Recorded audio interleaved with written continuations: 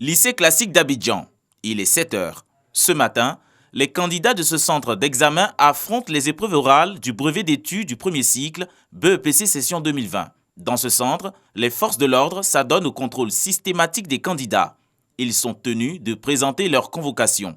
Les parents d'élèves, quant à eux, attendent impatiemment à l'extérieur. Ils sont appelés comme les candidats à respecter les consignes de sécurité, surtout dans ce contexte particulier de crise sanitaire due à la pandémie de la Covid-19. Pour le bon déroulement de ces épreuves, le président du jury veille. Toutes les conditions sont réunies pour organiser les épreuves orales.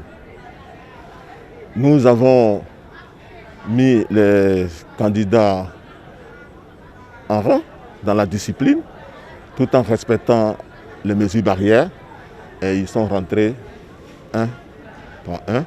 Les supports de communication sont interdits. Les candidats, anxieux pour les uns, sereins pour les autres, révisent en attendant d'être convoqués devant leurs examinateurs. Je ne suis pas stressée.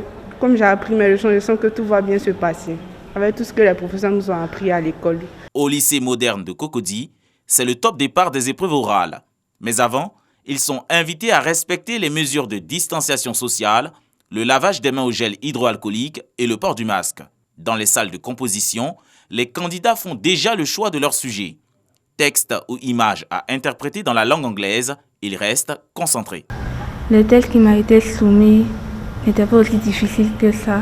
Je crois que j'ai pu faire de mon mieux. Si le candidat trouve le texte difficile, si nous nous rendons compte que le candidat a des difficultés à nous parler du texte, nous parlons d'autres situations de la vie de tous les jours. Ce n'est pas la grand-mère que nous venons tester ici, c'est leur aptitude à communiquer. Donc si nous comprenons ce qu'ils disent, il n'y a vraiment pas de problème. 503 472 candidats composent dans 799 centres d'examen selon le ministère chargé de l'Éducation nationale. Les épreuves orales du brevet d'études du premier cycle BEPC session 2020 s'achèveront le samedi 11 juillet 2020.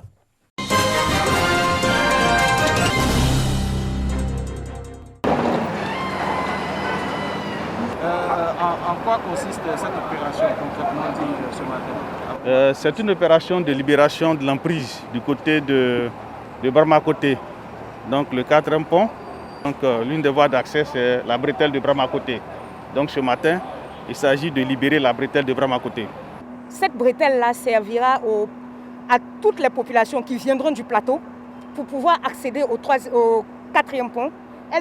C'est cette bretelle qu'elles vont emprunter.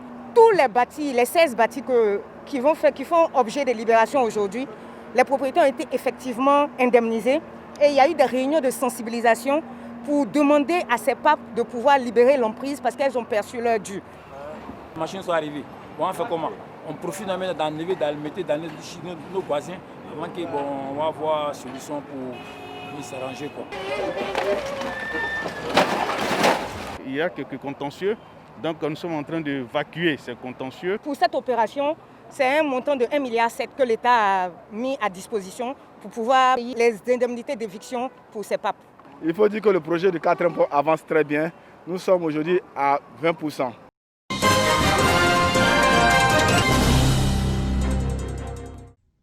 Naguère fierté de la commune de Boaké, la piscine municipale n'existe que de nom depuis 18 ans.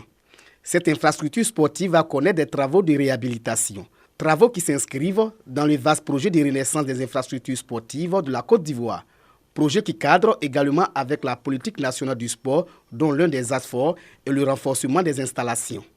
Avant le lancement des travaux prévus ce mois, le ministre des Transports, Amadou Kouné, et l'ancien capitaine des éléphants du Côte d'Ivoire, Didier Drogba, ont visité le site.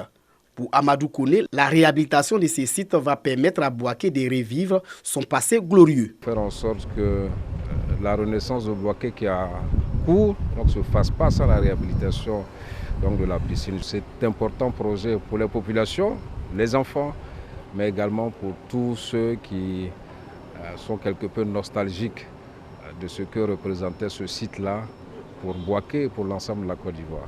Didier Drogba est venu saluer et apporter son soutien aux autorités gouvernementales et locales pour la renaissance de cette mythique piscine. Venir encourager ce genre d'initiative, faire en sorte que des monuments comme celui-ci par exemple, soit remis en valeur et pour le bien-être des populations. Entre du célèbre orchestre La Fraternité Ivoirienne OFI, la piscine municipale de Bouaké a servi de cadre à plusieurs cérémonies officielles, dont la réception du mariage de Maurice Yaméogo, ancien président du Burkina Faso. L'ex-président du Zaïre, aujourd'hui RDC, Mobutu Sese Seko Ouazzabanga, a été également reçu en ces lieux.